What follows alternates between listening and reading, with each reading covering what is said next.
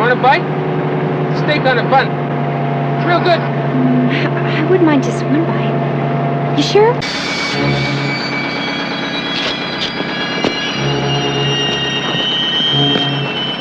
It's okay. It's the last time I'm gonna eat that greases. I'll tell you that. That's it. Come on. Get it all out. All right. Sure. Yep. Back into the cat. We'll get some soup or something good extra.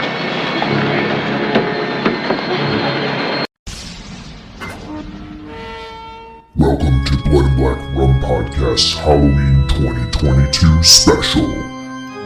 This year we're craving some Cronenberg. We're bringing you Wes Craven and David Cronenberg movies all Halloween season from September to October 31st. Experience the visceral thrills with movies like A Nightmare on Elm Street, Rabid, Last House on the Left, and more. Hey guys, welcome back to the Blood and Black Rum Podcast. I'm Ryan from Cultsploitation.com, and I'm joined with my co-host Martin. How's it going? You're doing pretty well. It's spooky season around here, at least. Beginning of September, we call it spooky season. And you'll be happy to know, too. I don't know if you listen. We don't really go back and listen to our own episodes. But if you haven't listened to the episode in the first one that we did for the Halloween season, I did end up adding spooky music to the background. So we got little. So one time when Ryan's not lazy and adds. That's true. I was very not lazy this last time. I added spooky music. I redid the whole intro. Like I did a new theme for the intro. That was me too. You know, it's not super intricate or anything, but I did compose it. I'm gonna, if anybody uses that, that's my copyright. Thanks. I'm gonna go on YouTube now and have a bot just see if anybody uses it in their videos like they do for us. Oh, that's copyrighted. Oh. That'd be great if you just saw it being used somebody else. Yeah. You know what? I don't blame them. It's got creepy organ. It's great. Maybe we can set up our own free use spooky music, kind of like every how-to video has the fair use ukulele music that has the xylophone taps do do do do do do. Well, I do feel bad because I did steal the Halloween music, and somebody probably did end up composing that. They didn't compose it, but they took a lot of free use samples, and they just kind of put them all into one. Where they continued the wind and stuff like that throughout the whole thing. So I did steal that, but you know what? Free use, fair use. It's all fair game on the internet. All right, so what are we doing here for round 2 of our Craven some Cronenberg month? Or season, I should say. Well, because we started off with Wes Craven classic, Nightmare on Elm Street. This time, we're gonna rotate, because we're not original. We're gonna be doing a David Cronenberg film, one that I haven't seen. Yeah, because as I said before we started this, I am admittedly not someone who's really familiar with David Cronenberg's work. I know a lot of his films, but I haven't actually seen them. So today we're doing Rabid. Yeah. 1977 film. Yeah, it's one of David Cronenberg's earlier works. Like you, I'm not super well versed in Cronenberg. I have seen a number of his most popular films. Scanners, Videodrome, The Fly, of course. We did that on the show a little bit earlier, quite a bit earlier actually. But I've never seen a lot of his earlier output. Last year was the first year I'd ever seen Shivers, which is one of his earliest horror movies from 1975. And this time we did Rabid, and that was kind of like a personal pick of mine as well, because I own the Blu-ray. Scream Factory released it a couple years ago, and I never ended up watching it. So it was maybe I should actually check this out. As I said, the 700 Blu-rays you own at this point. Probably what? You've seen probably 2% of them. Probably. That is very true. You're like, oh, thanks. To be honest with you, this one wasn't even opened. Plastic wrap not even taken off of it. So I actually opened it for this occasion. And the same is true of Dead Ringers. I actually never ended up, that released around the same time as Rabid. From Scream Factory. Never ended up watching that one either. So Dead Ringers, we're not doing that for the Cronenberg month, but it's another one that I do intend to check out at some point here. But yeah, Rabid is from 1977. It's I think you would consider it David Cronenberg's third official movie. He did quite a few like TV movies and documentaries in his early years, but I think it's his third. You had Crimes of the Future, and then Shivers, and then Rabid. And it kind of comes at an interesting time in Cronenberg's career. Shivers is a movie that has a really similar idea to Rabid, except Rabid seems to take things a little bit further for Cronenberg. Shivers was about a parasite that gets into like an apartment complex and causes these people that contract the parasite to like start acting weird, start acting sick, and then eventually they become like almost like zombies, really.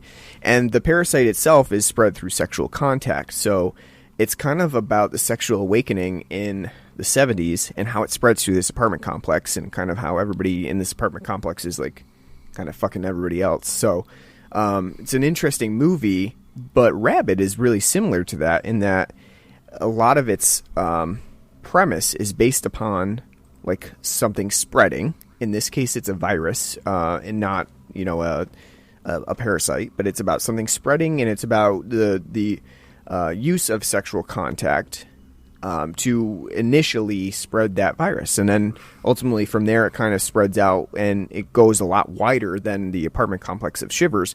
But the two are kind of interconnected. They're really related. And if you watch them like back to back, I think you would see an interesting juxtaposition between the two and how they kind of are both similar and expand upon Cronenberg's, MO as he started to become a little bit more versed in his body horror aspect. So really interesting to kind of take those two in the context of when they released.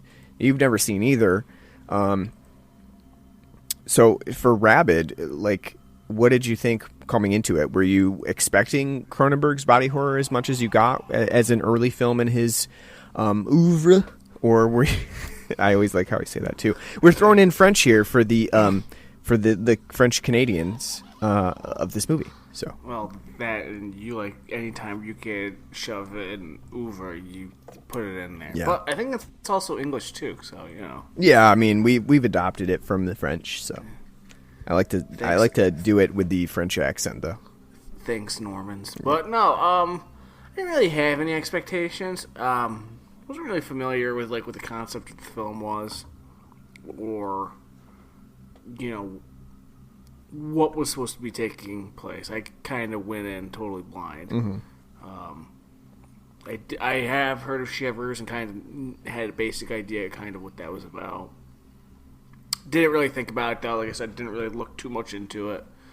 Kind of wanted to just kind of go in blind and see what this film is all about. Yeah, which is always a good way to do it too. I mean, I kind of went in blind as well. Like the title kind of gives it away as to what you might expect. But I think that the film is a lot weirder than you even get from the title itself or like the poster artwork, which we'll talk about, like the differences and what you expect versus what you see in what Cronenberg gives us. Rabid is a very strange movie. It doesn't necessarily have a lot of I don't know, like it almost seems like it might be somewhat something of a surrealistic dream almost in some capacity. But we'll talk about the ideas that play here. Before we get into all that though, and we talk about how we're craving some Cronenberg. What are your favorite Cronenberg movies that you have seen before we like even get into like everything about Cronenberg? I have only seen The Fly and Naked Lunch. Oh, okay. So not even Scanners or Videodrome. Nope. Oh, okay. I've seen clips from both. Sure. Like I know like kind of the premises behind Scanner and Videodrome. Same thing like with like Shivers and The Dead Zone. Other than that, not that familiar. Gotcha. Well, I would say that like some of my favorites are his body horror element ones. The Fly is a big one for us, of course. Videodrome is one of my favorites. I actually like when I was in college and I first saw Videodrome, I like started writing as though I was like writing out something like Videodrome. which my professor didn't really understand. I was like, yeah, I was channeling Videodrome here, and she's like, oh, okay, well, I don't get it, basically. So she wasn't super thrilled with the idea of that. But yeah, no, I really like that element. I really like how sometimes Cronenberg can bring like very surrealistic ideas to it, which I think Rabid and Videodrome kind of do. And Spades, Scanners is more like grounded. So I think that he has some really interesting ideas. He really always kind of gets labeled as the body horror guy, right? Like the guy who does all the things like mutilation to the body, various elements of things that think of get into your body, creep out of your body, stuff like that. But it's even called Cronenberg, right? But I think you have that nice Rick and Morty gag of like, oh, it's Cronenberg world. We're all Cronenberg creatures, Morty. I mean, but I think he's more than that though, because he does bring not all of his movies do that. The Dead Zone you brought up is a really good one. It's one that we kind of. For me, I don't really think of as a Cronenberg movie. I forget sometimes that he directed it, but that one is a lot more situated in the plot-driven, character-driven elements to it. But it's a really good one too in the way that it deals with lasting trauma. And do you think Stephen King, by being pissed off with all his works being bastardized in films and his viewpoint, was sitting on set to make sure he didn't fuck it up? Maybe. Yeah, maybe. I know, because this would have been probably like, maybe we have like a giant worm thing come out, and he's like, we're not doing that. No, that's gonna be a big no from me. And I yeah. I mean, it would have been so. Let's see. When did that release?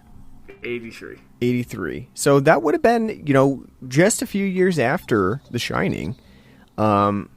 So yeah, maybe. I think Christine probably came out around 82, 84. Yeah, maybe somewhere around there. Sure. Yeah. 83. So that came out the same year too. Wow. Yeah, yeah, you're right. Maybe King was around there because he was bent by, Kubrick's portrayal of The Shining and said, you know what, I'm sitting in on all these now. All right, so let's take a second away from Rabid to talk about the beer that we have on the show today. Last week I said, you know what, we have a beer that doesn't really relate to the fall Halloween season, but that would quickly change, and we've changed it for this week. We had so many complaints written in. Where's the Oktoberfests? Where's the Halloween style beers? We had to change it. We had to pivot and get a different beer on the show, and so we did. You're welcome. This time we actually tasked our friend Hody with heading out of state to go to Treehouse, and we gave him all of the Patreon subscription money that you guys send our way. Just kidding. He was going there himself. So, and he asked. We did not fund the trip. We did not fund the travel. What do you want? No. Yeah. No. He nicely offered to get us the beer, which is, what a great guy. What a great guy. And so of course we had to get at least like a couple 4-packs because when someone's going to Treehouse, it doesn't matter how broke you are, you don't, say no. Yeah, you do not say no to that. So we had to get a few. And one of the ones that stuck out to both of us was that they had their Oktoberfest in cans. And I've never had Treehouse's Oktoberfest. That was one that was really tittillating to me. And the name and the can. I was surprised that they were even making one because kind of like Fidens, they are kind of like the Massachusetts Fidens. IPA Central. Yep, NIPA Central. I think they might have been around a bit longer though. Sure. Yeah. But so that was nice, and to be honest with you, I've had quite a bit of Treehouse, but at the same time, I always kind of stay away from the NIPAs.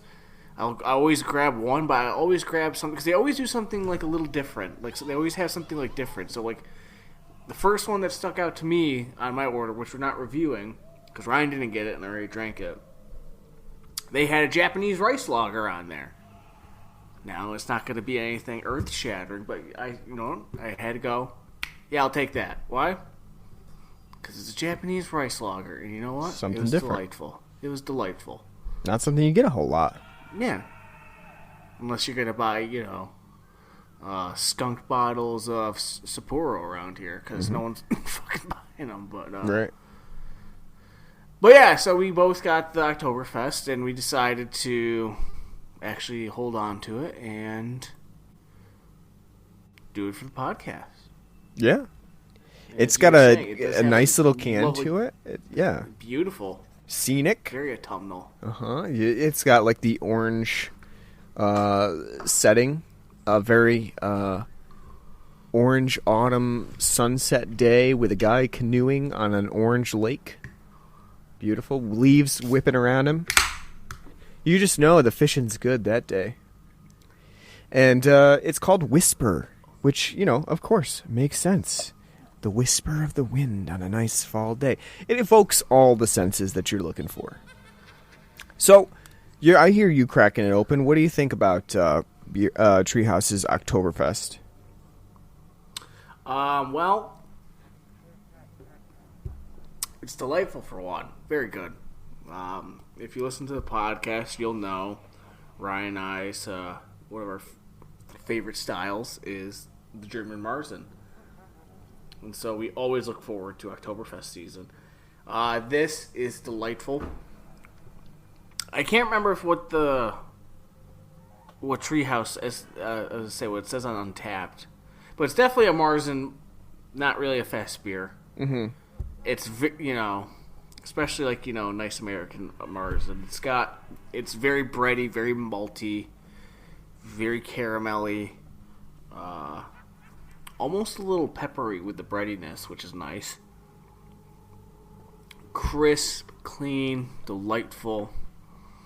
Just the subtlest whisper of, the hops to it. You do get a slight hoppy, hop finish at the end that you would expect from an Oktoberfest. This is delightfully warming. Something that, like on a day like today where the temperature has dropped quite a bit, is just what I would want on a nice fall night. I love this. This is a very good Oktoberfest. Yeah, I think it's a pretty good Oktoberfest as well. I've had better, but at the same time, I do think it's a really, solid offering from Treehouse. It does have a nice bready malt to it. It is on the Marzen style side. However, I do think that is a little bit lighter than some of our heavier, thicker Marzen styles that we do in the American Oktoberfest tradition, which for the most part, American Oktoberfest are considered Marzens rather than fest beers. Fest beers are a lot lighter, a lot less heavily bodied and malty to them, to encourage drinking, really, to encourage lots of partaking, and with Marzens you get to a point with all the heavy malts and breadiness that you really just can't drink too many of them. I could still drink a lot of them. Don't get me wrong. I can definitely see why, like over in Germany during Oktoberfest, they kind of like invented the fest beer style, like in the 80s or whatever. Yeah, and kind of have grown away from the Marzen style. But I'm glad that when you have an Oktoberfest in America, for the most part, probably 9 times out of 10, the beer that someone's going to be making is going to be a Marzen over a fest beer, because I think there's just a lot more going on with a Marzen. It's a lot more flavorful. It's a lot, more fitting of the season. Like, it definitely tastes, like fall compared to a fest beer where it tastes like, oh, that's a good Hofbrauer Paulaner, but it doesn't really distinguish itself. That makes you think like, oh, that's a fall beer. Right. We're rolling into the fall. So yeah. I think this has a good, it's kind of like a good combination of the fest beer and the Marzen. It definitely has the heavier malt backbone, but it's probably a little bit lighter than some of the other Marzens, American Marzens that I've had. And I think that works out well. It's very clearly a drinkable beer. I think that they do a good job with managing the malt backbone and getting just a little bit of hoppiness, like you said, just a little bit of like a spicy pepperiness to it. I think that gives it a nice body with a uniqueness to it that sometimes you don't get with Oktoberfest. You like, it's funny because you want Oktoberfest, but then you also want each brewer to kind of have its own just like really slight distinctive style to it. And that's hard to do with an Oktoberfest that has such a traditional type of brewing. But I think Treehouse manages that. So bravo to them. And I think it's a really good Oktoberfest style from them, which is surprising considering this is not something that their wheelhouse is in. Ooh, you know what? I'm on their website right now. They have out a Dunkel Rock beer right now. I fancy myself a rock beer fan, and then I get them, and I'm like, it's not bad. But it's not a style that I am gravitating to.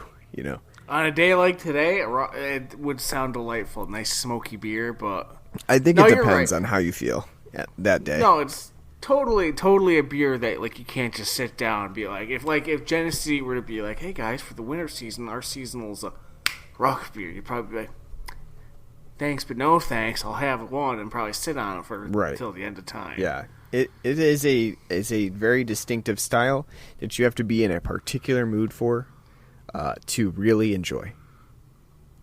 And I definitely cannot see myself sitting down and enjoying a couple of them at a time. They're just, they're ones that you drink and savor at the time, and then you move on to something later or something that's not as. When you're eating your fresh venison jerky from the deer that you just killed and skinned and have been drying out for the past couple of weeks, you don't want to just sit down and yeah, really.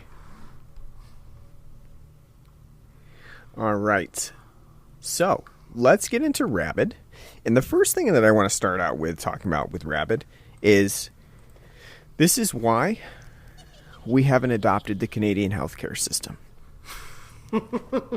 Because apparently Canadians just have random plastic surgeons running around going to car accidents and just saying, you know what, don't bring them to the hospital. We'll take them back at the clinic and we'll perform an unnecessary skin graft procedure on them that may or may not work. That's pretty much the premise, the opening premise of Rabid. First off, this plastic surgeon clinic is out in butt-fuck nowhere. Apparently in the 70s they switched from sanatoriums to plastic surgeon clinics that everybody's going to. This is the rage too. This place out in the middle of nowhere. People are coming in, they're like, I'm gonna get my eyes done underneath my eyes. I just got my ears done. Oh, don't you know, they have this fancy new thing called Botox, and I went up there and they gave me a good little squirt, and now my face looks a lot better, eh? It is a really weird, it's really weird. It's like, how many people are just going to this one random place and I think I'll get some work done. And they're not only are they getting work done, but they're staying there. They're staying there as though it's a resort. They're sticking around. I think I'll hit the spa and I got my lazy eye fixed, and then I noticed my wife's tits sagging off to the side, so I told her she better get them perked up before we head back down to Montreal, eh?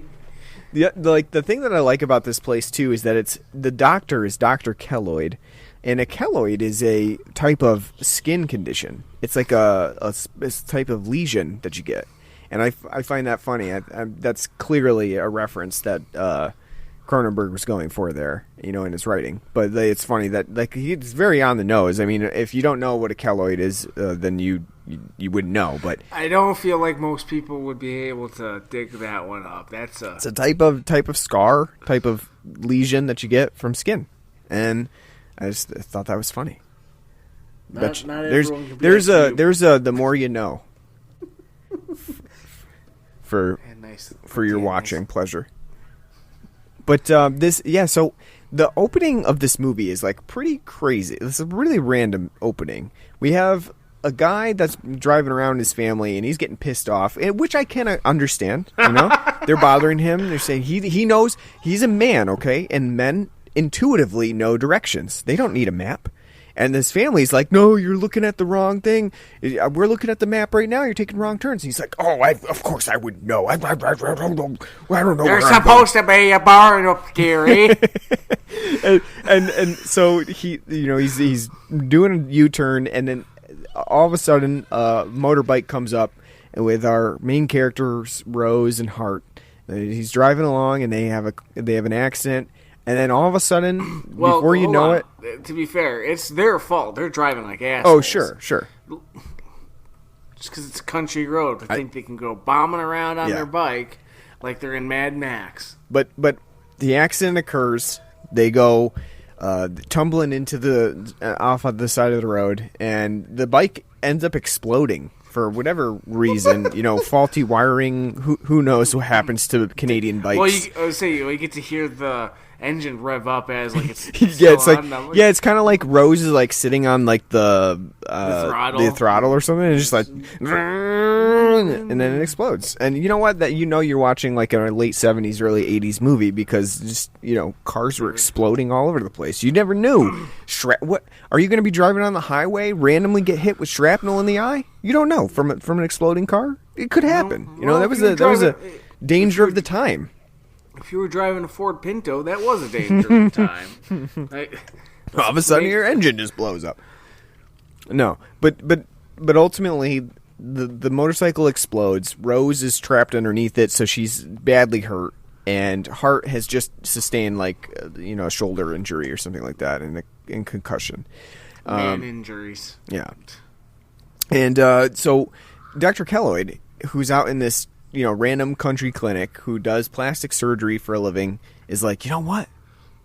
I think we can save her. Well, they have, not only that, they have an ambulance on standby there. Why? I guess maybe do they double as they're like a plastic surgery / third degree burn treatment clinic? Like they just randomly are rushing out to.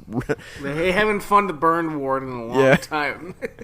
So ultimately, they go and get Rose, and they bring her back to this plastic surgery clinic, and they're like, "Yeah, we'll fix her up." Like the caveat here, Hart, we're gonna fix her up, but we do need to use her thigh skin to randomly do some regular old, plastic surgery to her abdominal area, and not only that, we need to hold her in stasis for a month. We could get her to the hospital that's 3 hours away now that we've stabilized her, but instead we're going to keep her here until we get a cryogenically frozen thigh sample back from the lab. Oh, here's the thing. They say, we might as well take her back, otherwise she's going to die, because the nearest hospital is 3 hours away. I know Quebec's a pretty big fucking province, but even in the 1970s, you mean to tell me there's not say if they're in the northern part where it's probably very desolate, where it's not on the border of the United States and Ontario and shit. You mean to tell me you have to drive 3 hours from your fucking farm town to go to a hospital? Might as well die. Even by 1977, I think it's kind of we live in a small town area, right? We have 5 hospitals in a 40-mile radius. Well, aren't we in Montreal, though? We're not in Quebec, are we? We're in Montreal. Or on the outskirts of Montreal. No. Because if they were in Montreal, it wouldn't be 3 hours to fucking get to the nearest hospital. So they're up in northern farmland up there. Yeah, I guess so. Yeah, the hospital is in Montreal. Wherever they are is on the outskirts of that. But my point is, even by it just seems stupid. And again, why would you have in the middle of dead ass Quebec, oh yeah, we got burned down the old tuberculosis sanatorium and we turn it into plastic surgery, eh? That's what they wanted up here. You get a case of moose head every eye lift you get. But my favorite part of this, though, is that it just doesn't make sense for Dr. Kelloyd to even do what he's doing. So he's the plastic surgeon. We don't really... I guess, Cronenberg doesn't really go into details about what happened to Rose, right? Like we see that she's like got a pretty nasty abdominal. She's bleeding out basically from the abdomen. They need to get her a transfusion and stuff. Okay, so they stabilize her at their clinic, and you think, okay, now that we've stabilized her, let's ship her off to the people that really know what they're doing, right? Like Dr. Kelloyd, sure, he's a doctor. He's a doctor of plastic surgery. You don't have an OBGYN come in and do like intensive surgery on the abdomen, like, oh, she sustained a massive like abdominal puncture wound, and we have to sew up the small intestine. Well, you don't have the OBGYN come in and like, well, I'm a doctor. I do surgery. We just come in and make sure that gets closed up. You don't do that. So Dr. Kelloyd is like one of the least, like besides a layman, he's still very unqualified to do anything with this person. So I really like that, the film makes it all out to be like, you know what, we're holding her for a month. And then when you find out like she's still in a coma, it's like, wow, this guy's not a good doctor. She's still in a coma after a month, and we're still doing surgery on her. Running Ponzi scheme, like, oh, yeah. our Canadian health insurance, plastic surgery is not covered, eh? So that skin graft off the thigh is going to cost, a bunch of loonies. I like too how they make it out to be like, this is an experimental thing that they're doing too. They're like, well, she's going to die anyway. Why don't we just do the experiment on her instead? And we'll just, will she get, massive cancer tumors here? Maybe. But that's a risk that she's going to take now that she can't make the decision and she's unconscious. We're just going to do it for her. Should have been right into that asshole heart. I mean, one of the themes here is that, like, she is not able to say whether she would want this procedure done or not. This is a scientific procedure that obviously later on has consequences, science fiction-y consequences, of course. That she was not able to even say, yep, I would like you to do that to me. So it is interesting, the medical consequences of what Dr. Kelloyd partakes in. It's kind of like the H.P. Lovecraft brand of like, let's push science to the limit, where men have not been able to go before. Let's graft thigh skin onto people's abdomens. As long as you're not a Jew. Yeah. I hate Jews. I hate living in the city because it's a melting pot. And I like to name my cat after black people. That I hate. Yeah. H.P. Lovecraft. The horror writer. All right, so we've done a pretty good job of explaining the opening of the film, but that doesn't really sum up the overall plot of Rabid. And I think that that's one of the weird things about this movie is that Cronenberg transitions away from like some of the things that he's exploring to go in incredibly different directions. So we have Rose, who we also should mention is played by Marilyn Chambers, who was a pretty well-known porn star at the time. Should point that out. Oh, was she now? Mm-hmm. And so we have Rose, and eventually she does get better with her skin graft, and she finds out that she's kind of suffering from an unintended side effect of this skin graft, which is that she now hungers for blood from her little skin graft incision area. And it has a little vaginal opening that pokes out a phallic appendage. And she has to, basically, what you said, bear hug men and other people to suck their blood from them and have this appendage come out of her, obvious vaginal hole. Which, I mean, is...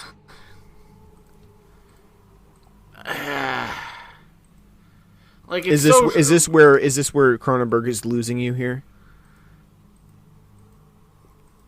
A little, yeah, because it's stupid. Mm-hmm.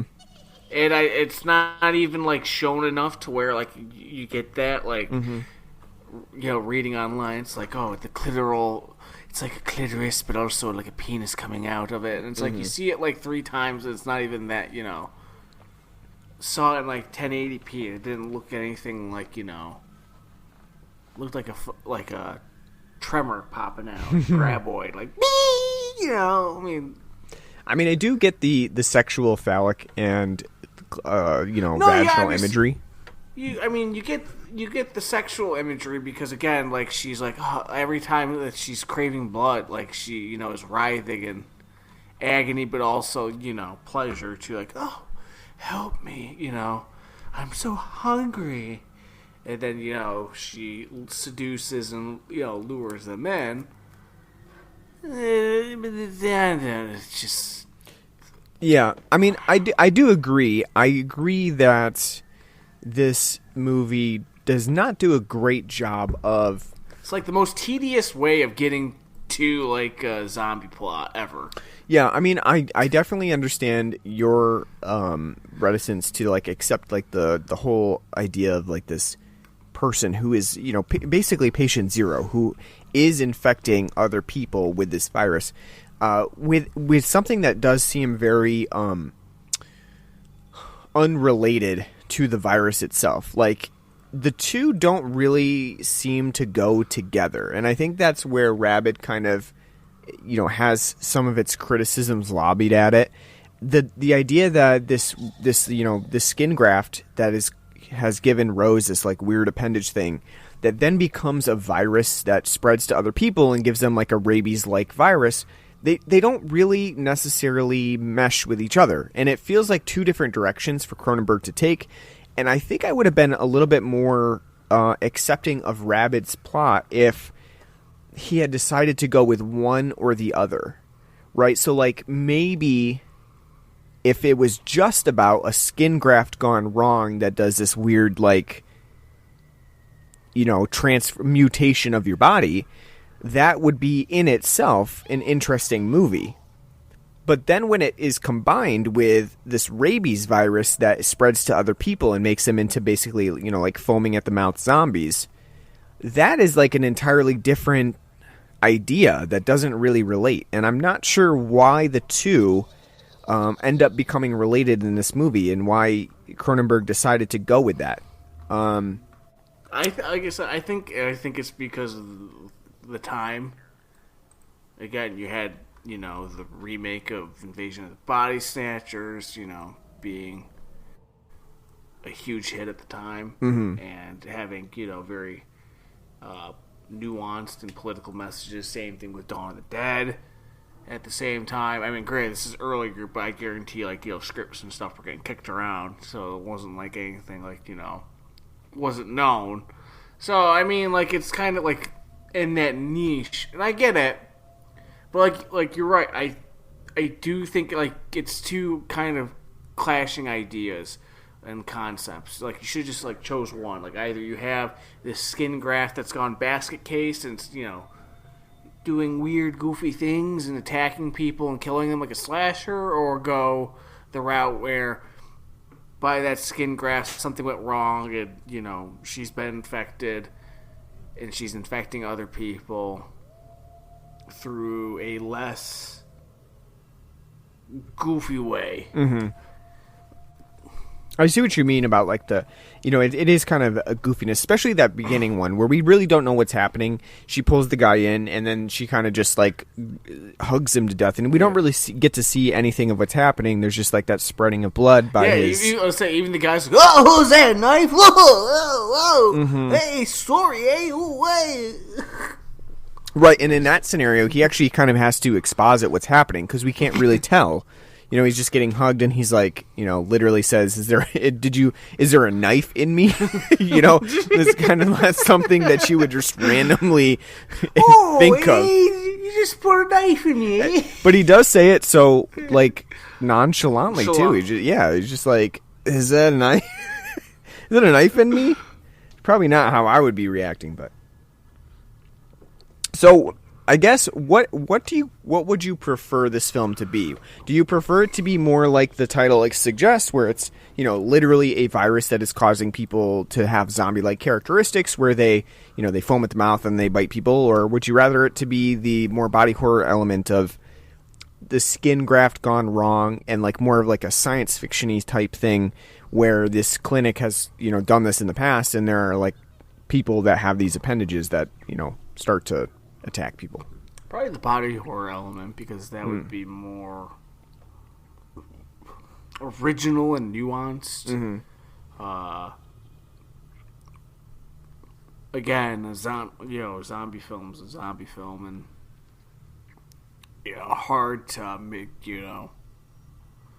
It's been done to death. So especially now, so looking at it with fresh eyes, I think I would have appreciated to see, because Cronenberg is known for his body horror, to actually see body horror, because for the most part, the only real body horror that I actually saw in this film is the part where they're just like actually doing the skin grafts. That was little nauseating. But other than that, it's because, like I said, for the most part, that whole vagina penis snapping monster out of her armpit, you only see like 3 times.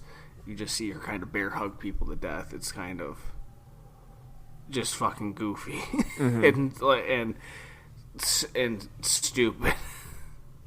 Yeah, I mean, I actually, like, for me, I guess I should say I agree with you, and I think I agree with you too, because the film spends more time on the Rabid element itself. So we almost got that film, except the part where it starts out with like the skin graft thing. But I think the skin graft idea is a little bit more interesting, because I think we could have gone for a lot more body horror elements to it than we get with the rabies part of this. I think too, what I fail to see is like exactly what Cronenberg means to suggest about the rabies epidemic. I've read some critics who have stay away from the clap. Yeah, well, I've read some critics that have said, well, Cronenberg was critiquing the government's ability to respond to an epidemic like this. However, I don't really see that in Rabid. I see the government responding in a pretty organized way, especially now considering how our government responded to COVID. From that perspective, they did a pretty good job in Rabid. Yeah, it's kind of fortune telling too, like seeing them actually like bandy about like vaccine cards. Like, please present, like, if you plan on going out, here, have your vaccine card ready to let them know that you've been vaccinated against this variant of rabies. Yeah, I mean, for me, like, I reading that criticism, I don't really see that too much in Rabid at all. I don't really see like the government doing a poor job. I see them doing what they can, getting a vaccine out pretty quickly, lining people up to get it, and then also taking out the threats. And I guess the only thing that I can really see is like they quickly write off the fact that these people with rabies can be saved. They're like, yeah, we're pretty much just going to kill them, because they're either going to bite a whole bunch of people and then end up dying anyway, or we should just take them out now and save everybody the danger of being bitten by them. Honestly, I don't even think the film's like that smart to have that deep of critique on anything like that. The only like nuanced critique you could gather from it is a critique on like second wave feminism, sexuality, between men and women, and it's incredibly bare bones because of this ridiculous construction. Yeah, I mean, how the plot's set up. You definitely get that to a certain extent, like with the critique of feminism. Like you get the idea that Cronenberg did mean in some way for like the sexual enlightenment of the woman here, and to be contextually similar to how men are predatory, because we do see at one point Marilyn Chambers actually goes into a porno and watches Gotta it. Love it too. Eve, and the V is a woman's spread eagle for the V. Yeah, I mean, she goes into this theater and watches a porno, and a guy comes up to her and like just starts fondling her hair. Well, she was looking at her seductively. Absolutely, so that's why he started going in for boob feel. He was wearing a beautiful turtleneck too. I just might add. So I mean, again, like he was on the prowl. He knew what he was about, and she knew what he was about, and so like And That's all you need to know. don't you miss just having plumes of blue smoke just filtering through your movie watching experience? Like in this, like constant guys smoking in this theater, and people are, just watching through the haze. What is it with the 70s and the porno film? Well, Like a lot, like big films, like during like the mid 70s to the late 70s, there's always like a scene like with or something like to like go into the porn den to watch a film. Well, a lot of those movies too were generally shot on in New York City, so that was already a big thing, No, I know, but I mean, it's just kind of weird, like just thinking about it now. Like, you know what? Maybe I don't want the internet these days because if it means getting to sit with my buddies and raw dogging it, at a movie theater, watching the newest Bang Bros film, wouldn't that be bonding time? Yeah, right.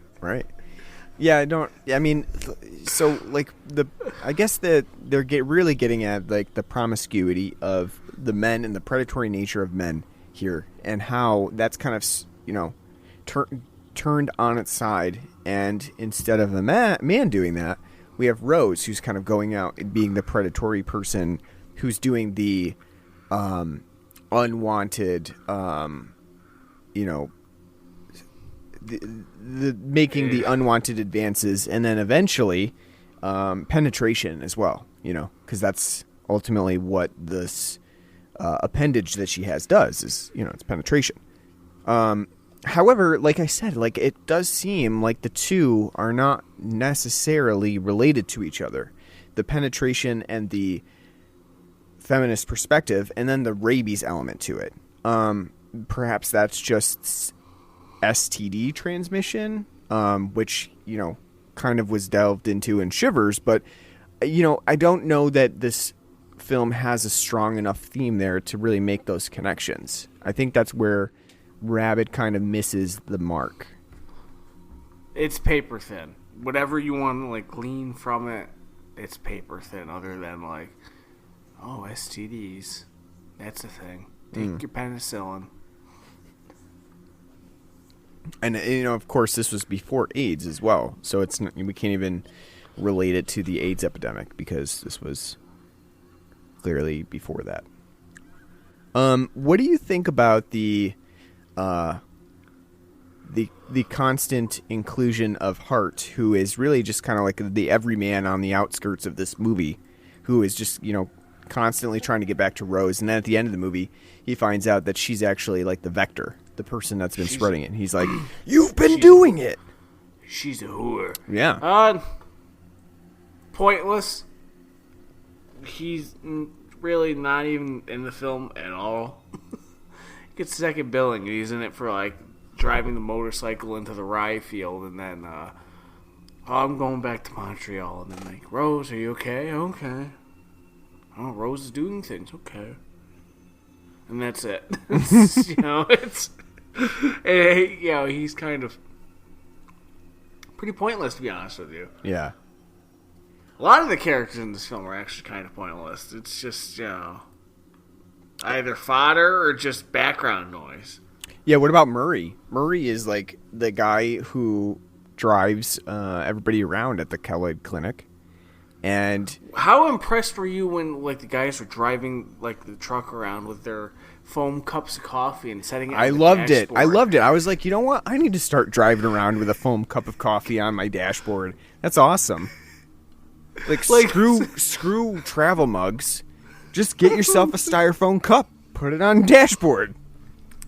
8-ounce cup of coffee, slipping and sliding around. You know what though? The thing with that is like I always have to laugh at people who were going around like, with 8-ounce cups of coffee, because it's always like, aren't you just going back to the coffee, the coffee machine like every 5 minutes, just like there goes that shot.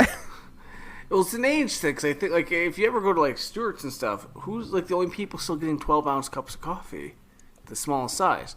It's old people. Mm-hmm. 'Cause that's all they ever known, like their cup of coffee. Who's the assholes getting the big ones? Us dumb fucking millennials, because we need a heart attack. I just always look at people who have like those 8-ounce cups of coffee and think that it's going to be like enough. I'm like, what's wrong with you? I say at work, our one, Keurig machines, an 8 and like 12-ounce cup, and I'm like, why have an 8-ounce option? Who is making an 8-ounce fucking cup of coffee in 2022? I know. Like, can't we phase that out? Like, okay, yes, Doris, you won't be able to do that at home. Go to the diner, get your Maxwell House. And, You're right. I was impressed with that guy, though. You're right. You think it was French press?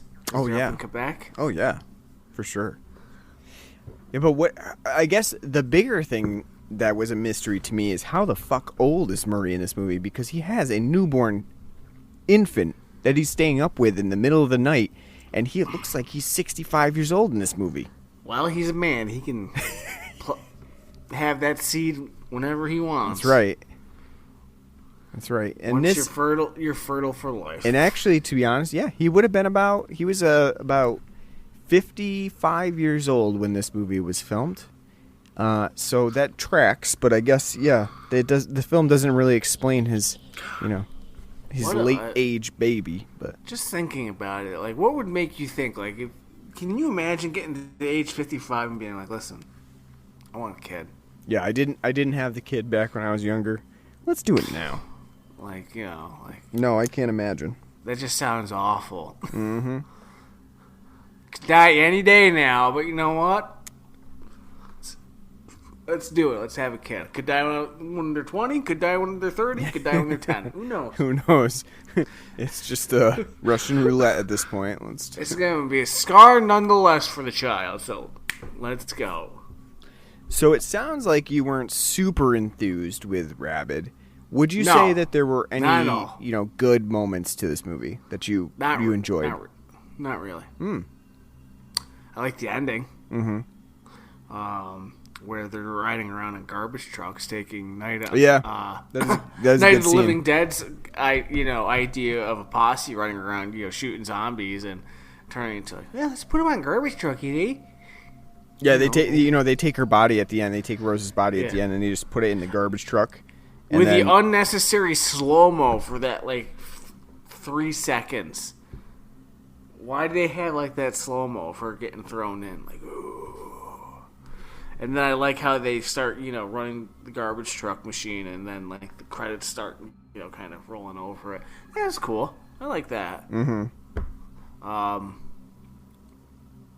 I like the zombie effects, kind of. It's kind of like Dawn of the Dead, but instead of being comically blue, they're comically white, and they have green mucus coming out of their mouth. That was pretty cool. I like that.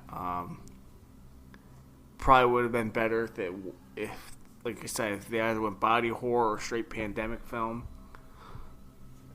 But no, I was bored to tears watching this goddamn movie. I think it's like a record. I might have had to break 4 different times throughout.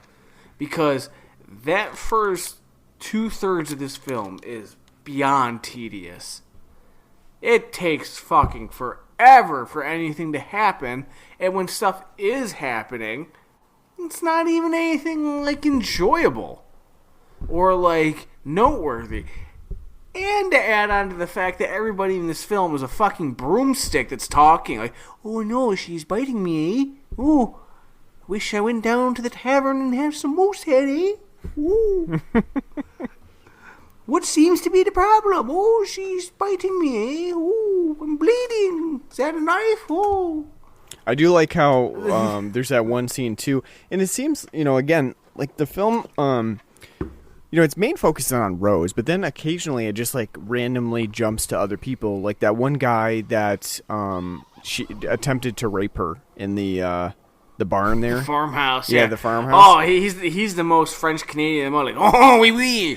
You have blood on your lips. That must mean you want to fuck me.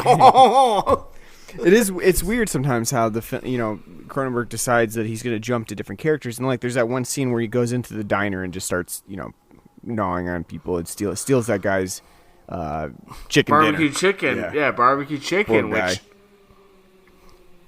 Which no, it was great. He's like barbecue chicken. He's like, hey, boy, you're bleeding, eh, from your eye. He's got blood bleeding. I don't remember what That happened. guy's such a gentleman too, because he steals his chicken and he's like, you know what? I'm not going to hit anybody with sunglasses on. Let me take those off for you. No, I know. That's the best part. Is like he's sitting there and like he's trying to get in a scrap, and he's like, no, I don't throw haymakers at anyone with glasses, eh? Such a gentleman. He's already been gnawing on all of his chicken. He's, still being a nice guy. Yeah, but it's weird. I don't know that the film always comes together, and I think that's probably its main problem. I do think that it does have a few key moments that I think are really good. The subway scene I think is pretty cool. Where you have all these people crammed onto the subway, and then you have one person that the woman that is on the subway, and then turns rabid, and you have all hell break loose. I thought that was a really cool scene, especially because it's kind of disconcerting when you first see that woman on the subway. So that kind of, again, watching post current pandemic, you kind of get the same ideas of like, ooh, subway's probably not the best place to be during a virulent outbreak. And it kind of like, I don't know if it's effective now because we've lived it or what, but I thought that was a pretty cool scene. I think sometimes it does have some good gore effects and some good, zombie type moments, I should say. Not zombie moments, but zombie type moments. But you're right. I think that it does have a lot of downtime to it. It does have a lot of direction issues that keep it from being a truly good Cronenberg movie, which is unfortunate because I did want to like this one a little bit more than I did. Although I did enjoy it more than you, but I did want to like this more than I ended up actually liking it. So yeah, when I messaged you on and said like, oh boy, this is rough, and you're like, oh, it's a classic. We're stretching that definition pretty goddamn thin. Listen, I know Cronenberg's known for being cold. This film is cold. Not just in, like, the action or anything, but, like, just, like, everything, like, how people act and stuff is so, like, just sterile, bland, and not, like, just... If that's what Cronenberg cold means, we're in for a fucking rough ride these next couple of films. It's going to be a chilly winter. Of just everyone be acting like they're from fucking Winnipeg. Like, I'm Bret Hart, and I'm here to cut a promo about how I'm going to beat Yokozuna at WrestleMania 8. For the world, WrestleMania 9, for the World Heavyweight title, because I'm the best there is, the best there was, the best there ever will be. Even though I love Bret Hart. When he was a babyface, he was fucking... His promos were shit because he just sat there and like, yeah, we're going to go out there and win. And that's the good thing. That's what this is like. It's just like, ugh. Babyface Bret Hart cutting a promo. And it's just going on forever. Well, so, on a scale of 0 to 10 shoe leather steak sandwiches, what would you give Rabid? 6 out of 10, that's being generous. Especially because, like I said, I had to cut away from this film like 4 different times to like sit and take a break because it was just like, are we done yet? No, we got 10 minutes and did nothing. I think for a zombie film, this is like bottom of the barrel. It doesn't do anything new or intriguing with the genre. I think it's greatly outpaced by its peers at the time. Seriously, watch Dawn of the Dead or Invasion of the Body Snatchers. Much more enjoyable, much more fun. Much more better kind of points and nuance and, politics behind it. Everyone in this film, acting-wise, is stilted and boring as shit. No one's memorable. None of the effects are really memorable. None of the action's really memorable. This isn't very violent or anything. The hugging is weird. But, like, it has some, as you said, like, it does have some, like, ideas here. And it would have been interesting to see it be more focused. I'm sure if the film had more focus on, like, picking which direction it wanted to go with its themes, it would be much more enjoyable, even though it still would be a stilted mess with the acting and such. One thing I did like, which we didn't even talk about, was the score. It did have like a classic horror like tone to it, but when it had the synth score, very good. Especially at the end, where we get to see, Rose getting thrown into the garbage truck after she's been dead. That synth line, very good, very reminiscent of what Ennio Morricone would eventually do with The Thing, because the way the kind of synth is playing, it's supposed to be like a heartbeat. That was really cool. I like that a lot. But I'd give it a 6 out of 10. I would say this is something to watch if you want to see Cronenberg's output, just because it's well known. But I would say this really is a drag and a dreary little film that if it wasn't Cronenberg, I'd probably give it a 5.5. But I'm only giving it 6 because I've been told it's a classic, and so I gotta kind of pay some homage to it. So I guess a 6. Yeah, I would give this a 7. I did enjoy it. I don't think that it's Cronenberg's best work, and I think that it is a little bit muddled, and it's definitely playing off of what Cronenberg did with Shivers. I think Shivers was a little bit more effective, partially because it was pretty much relegated to just an apartment building, and it had a little like leeway with what it could do. With Rabid, I think he expands a little bit too far, and with that, it does muddle some of the themes, and I don't think that they really come together particularly well in terms of why the skin graft procedure that goes wrong translates into the rabies virus that kind of creates an epidemic. I don't really know that those go too well together, and I don't really see the connection. I do think that it's, it has its moments. I think that Marilyn Chambers does a pretty good job. I really like Joe Silver as Murray, just because I think he has like good character to him. And I think that sometimes the film does have some good body horror elements to it, but I do think that it really gets a little bit muddled in its own themes, and I don't know that Cronenberg's whatever his intention was, I don't think that it comes out. And I definitely don't agree with the fact that it's about the government mishandling of particular epidemics or anything like that, because I don't really see that. I don't really see that mishandling, or if it was, then we've just done a much more piss poor job recently handling pandemics and epidemics than even Rabid had surmised. So maybe that's why I don't see the actual critique of government handling. But I would give it a 7. I think it's an okay movie. I think it's one that you should check out just to see where Cronenberg started and how he expanded on his body horror elements later on in his career. But it's probably not one of his better works, for me at least.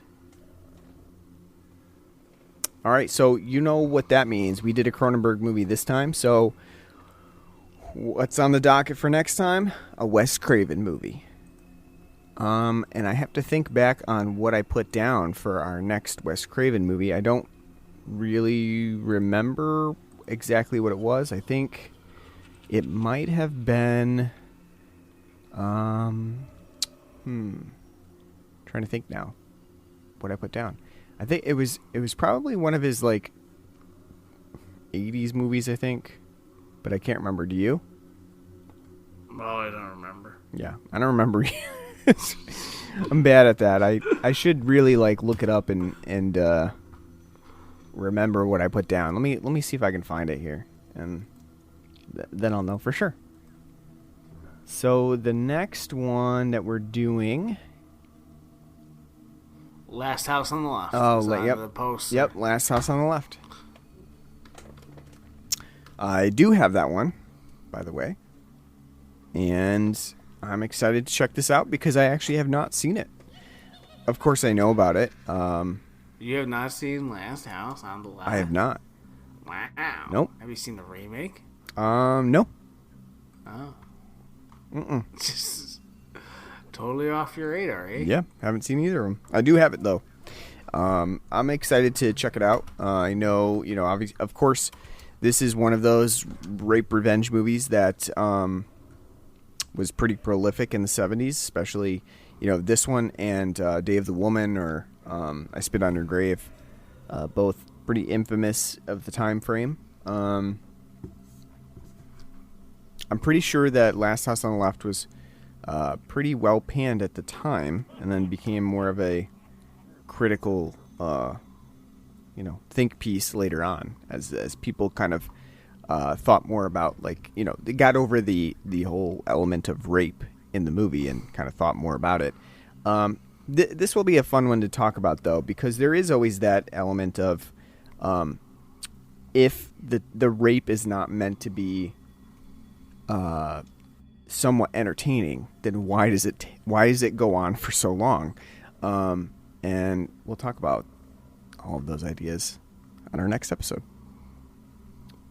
And you'll definitely want to stick around for that. So one way to do that is to subscribe to us on pretty much any podcasting app that you can think of. We're on Apple Podcasts, Google Podcasts, Stitcher, our home base at anchor.fm, Good Pods. Wherever you listen to podcasts, subscribe to us, leave us a nice review. That always helps us out. We're on Facebook and Twitter. Just search for us on there, Blood and Black Rum Podcast. We have a Patreon page at patreon.com/Blood and Black Rum Podcast where you can donate to us. Put that back towards beer, so thanks in advance. And, of course, you can write to us at our email address at bloodandblackrumpodcast@gmail.com. Let us know what you like, what you don't like, and we'll take that into consideration. So, thanks for listening to our Cronenberg episode of the Craven Some Cronenberg series on Rabid. We hope you enjoyed, and we hope you'll come back for the rest of the Halloween season, and particularly next episode where we cover Wes Craven's Last House on the Left. So until then, take care.